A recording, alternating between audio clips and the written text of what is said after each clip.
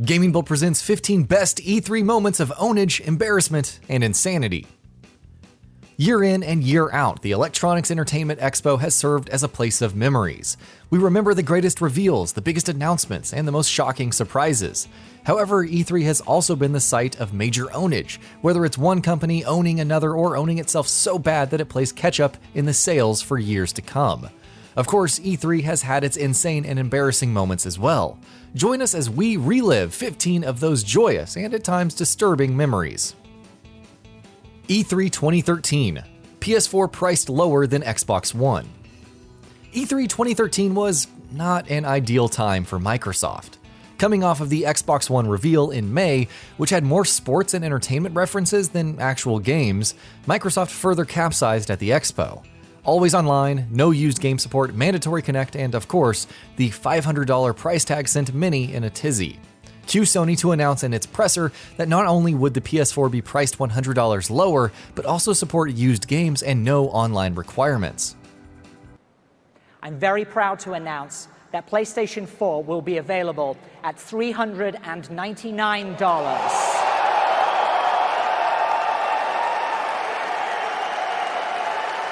In addition to creating an amazing library of new titles on PlayStation 4, we're equally focused on delivering what gamers want most, without imposing restrictions or devaluing their PS4 purchases.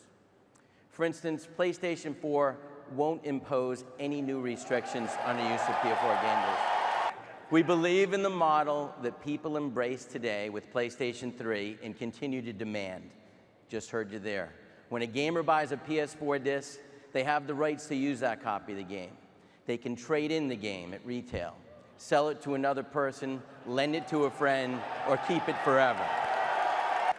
In addition, PlayStation 4 disc-based games don't need to be connected online to play, or for any type of authentication. If you enjoy playing single-player games offline, PS4 won't require you to check in online periodically. And it won't stop working if you haven't authenticated within 24 hours. E3 2013. PS4's used game instructional video. Sony further continued the pressure by releasing a video with Sony Worldwide Studios president for SIE, Shuhei Yoshida, instructing players on how to share a game. This basically consisted of him handing a physical game copy over to former SIE VP of Publisher and Developer Relations, Adam Boyes. This is how you share your games on PS4.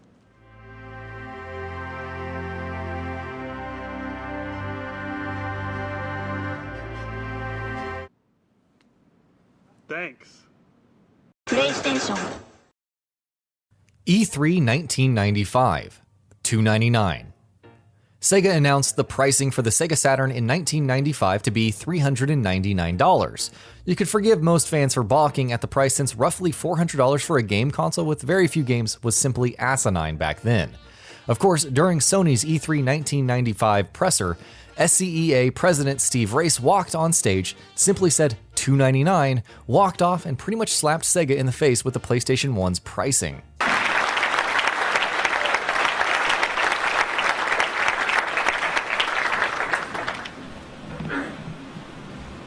$299.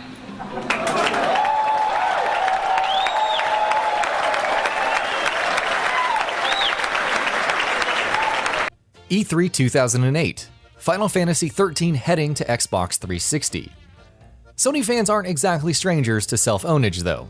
After years and years of the Final Fantasy franchise being exclusive to PlayStation through two whole eras of goodness with the PS1 and the PS2, the shocker came at E3 2008.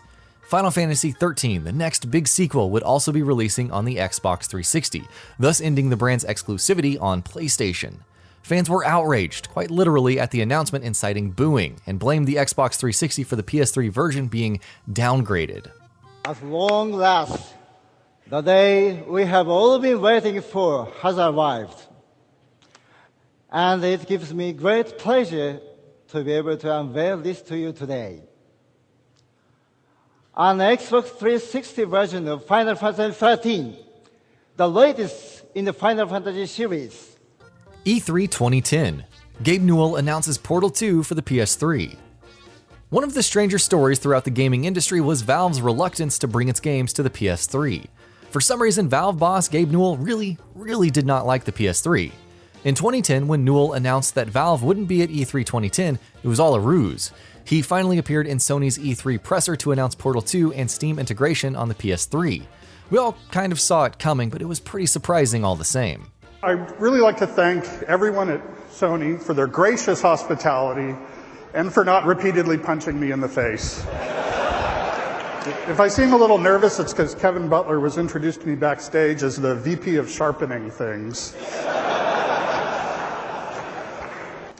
I'm very pleased to announce that we'll be bringing Portal 2 to the PlayStation 3.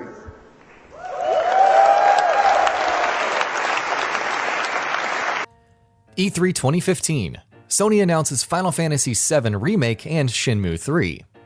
Speaking of surprising, the announcements of Final Fantasy VII's long-awaited remake and Shenmue 3 at E3 2015 are still remembered as the greatest to this day. Granted, they were 3 years ago and neither game has even released yet, but the thought that two beloved franchises would be returning after years or decades away. The nostalgia goggles blinded us, but honestly, we didn't care. We're proud to announce that Final Fantasy VII Remake is coming first to PlayStation 4.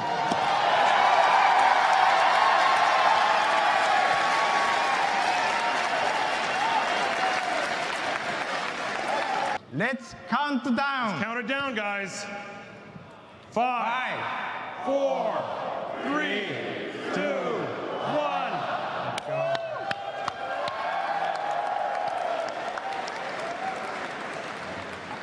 Today is very exciting. I hope we can make Shenmue 3 for all the fans. E3 2006. Sony owns itself. It's one thing for Sony fans to be shown up, but in E3 2006, Sony itself showcased how horribly out of touch it was. The conference was already embarrassing with Kaz Hirai's infamous Ridge Racer line and the $599 price point for the PS3, but throw in the legendary giant enemy crab meme for Genji Days of the Blade, which actually took place in ancient Japan, mind you. And suddenly, that Xbox 360 wasn't looking too bad. I'll switch over to Yoshitsune, hop on its stomach, and you attack its weak point for massive damage. PlayStation 3 will retail for $499 US and 549 Canadian dollars. Game is powered by Namco. It's Ridge Racer. Ridge Racer. Remember that one? E3 2013. Xbox One's can't flip a switch policies.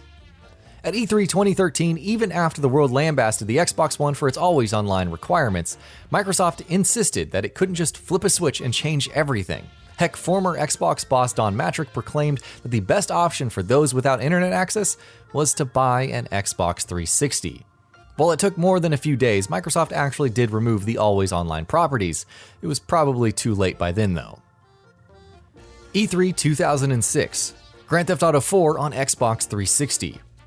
Further continuing the trend of franchises most associated with PlayStation coming to Xbox, Grand Theft Auto 4 was announced for the Xbox 360 at E3 2006. Ignoring the fact that the former Microsoft exec Peter Moore had crude sketches on his arms and talked about big guns, this was a GTA title that was coming to the Xbox 360 but would also have exclusive content down the line with episodes like The Lost and the Damned and The Ballad of Gay Tony. Granted, it all came to the PS3 6 months later, but still. I've got to take my jacket off. Now, some of you, you thought it was fake, didn't you? Some of you may remember this. So it's no big secret that I saved the big guns for the big guns. Some guys do rubber ducks, some guys do tattoos.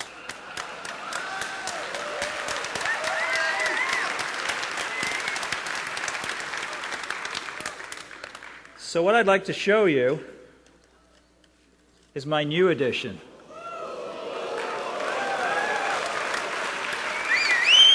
But it gets even better.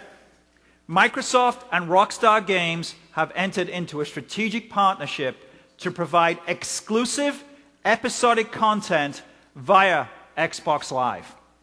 So expect further details from us and Rockstar Games regarding this groundbreaking relationship in the very near future. E3 2010, Kevin Butler's speech. Before Kevin Butler, aka Jerry Lambert, would be sued by Sony for using his character to promote a competitor, yes, really, he delivered some pretty cool speeches and routines in his fictional role. Butler's E3 2010 speech, as cheesy as it looks in retrospect, was fairly inspiring at the time, and really it was impossible not to laugh at his blue poncho sale line. I hear there was a sale on blue ponchos. But seriously, I say it's time we focus on what really matters. The games. Who's with me?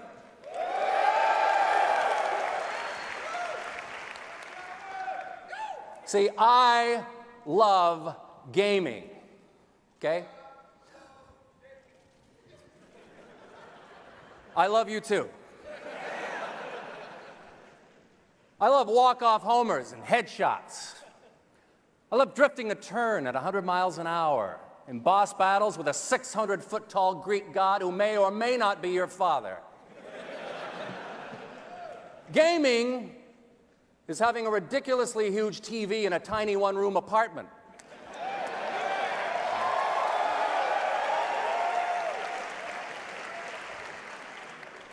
Staying up till 3 a.m. to earn a trophy that isn't real. But is.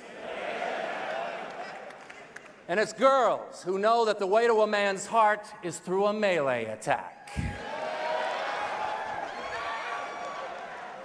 I love gaming. And I know you love it too. That's why you're here. E3 2004, Reggies Debut.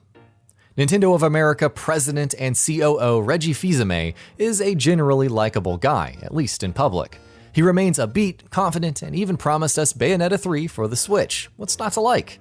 Unfortunately, his debut was incredibly awkward in hindsight. Kicking ass, taking names, and Nintendo being about making games. Alright. Then he said his body was ready, and honestly, mixed feelings were had. My name is Reggie. I'm about kicking ass, I'm about taking names, and we're about making games. E3 2010. Konami meets Silent Hill. Seriously, it still feels like a nightmarish fever dream featuring Def Jam founder Russell Simmons, actual luchadors, Dance Masters, the game, not the creators who clearly couldn't dance, and 99 Nights 2 with its 1 million troops. Clearly no army was capable of halting this disaster of a show. We will dance with absolutely no controls. No longer tied down. Now you can move your body freely. El elegido. La Parca. Silver King.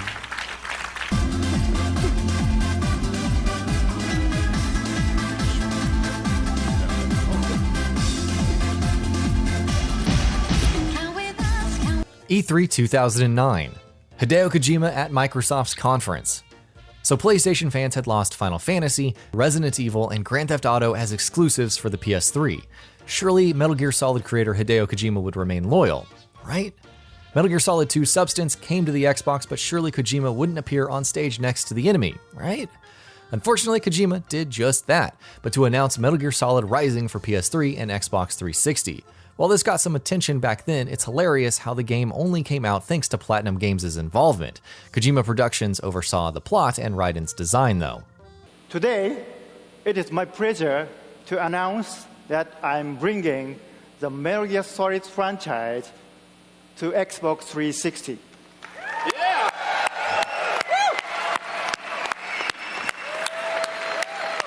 I can confirm that the next major release will be called Metal Gear Solid Rising.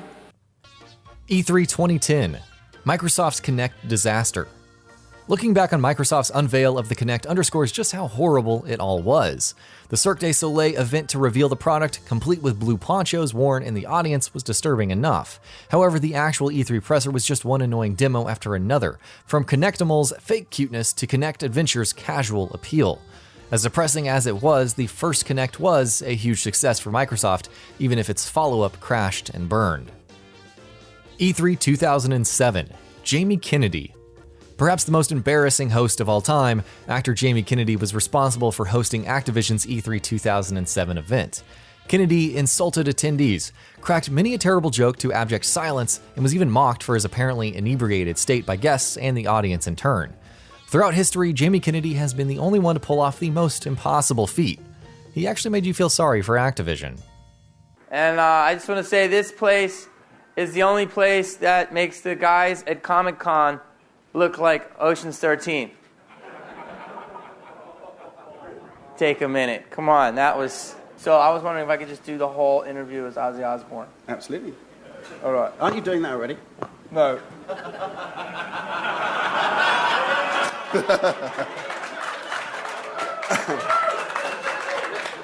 You guys are Americans. You're supposed to be with me, okay? I want to bring up now a real man. Oh. Not that you aren't. And that about does it for this video. If you enjoyed what you watched and want to see more from GamingBolt, you can always hit that subscribe button and turn on the bell icon next to it. That way you will never miss any of our videos.